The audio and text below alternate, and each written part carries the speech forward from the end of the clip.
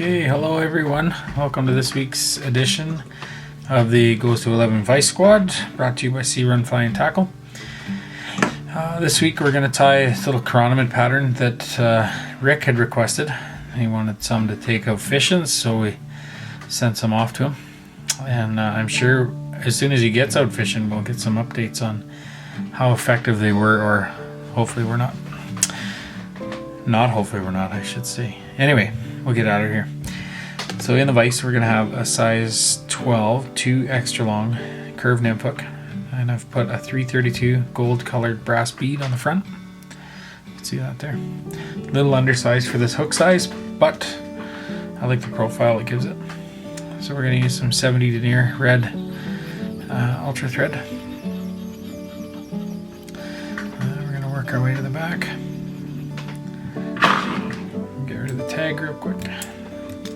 And carry on to the back, just kind of part way down the bend of that hook. A little tail on this fly is going to be some red marabou, like this. And what we're going to do is just take a little pinch off the side of the stem.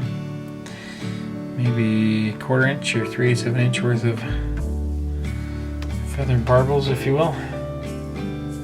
A little pinch like that.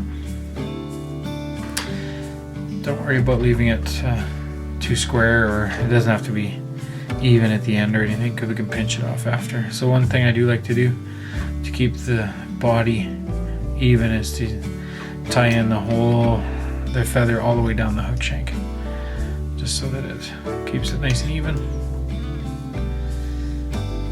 Try and keep it on top all the way.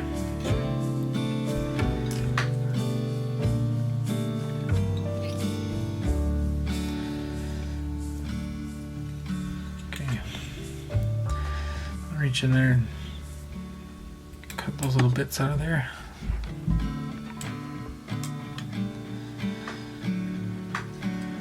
I'll tie that in nice and tight all the way to the back.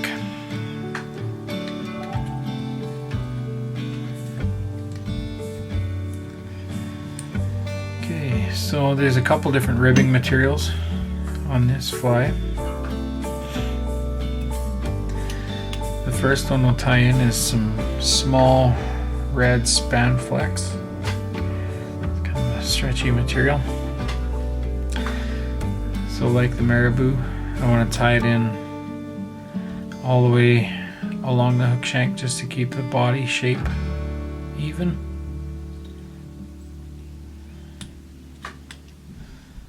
Okay, snip that out of there.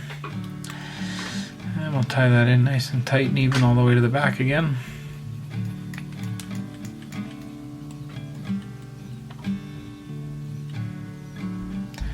Like that. Next we're going to tie in some size small gold ultra wire. Tie that down on my side of the hook. Tie it in pretty close to the back. You can see that right here. I don't go all the way up with it. Just a little bit at the back to hold it in.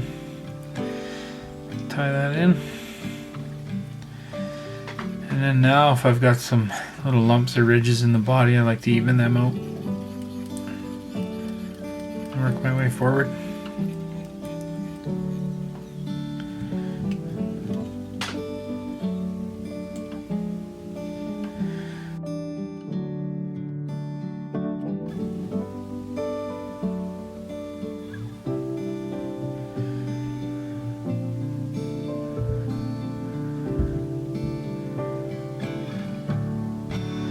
There we are. And we'll tie that off.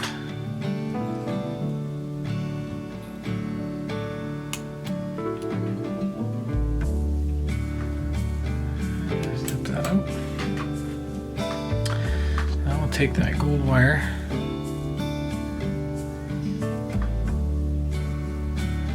and we'll follow that rib all the way up, but we'll wrap it in between the Spanflex ribs.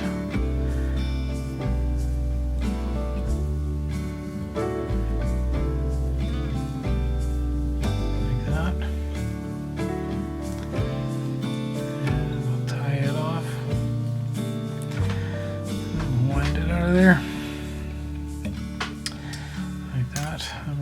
of build up behind the bead just to finish it off. Nice and even. I'll grab a whip finish tool.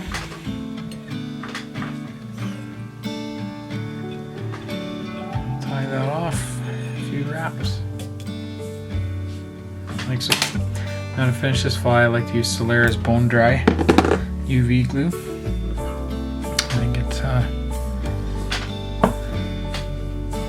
gives it a nice solid finish.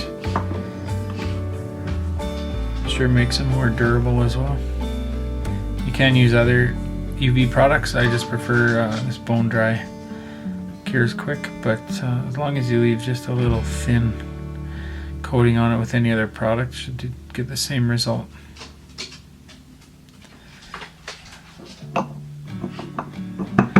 Hit that with the light real quick.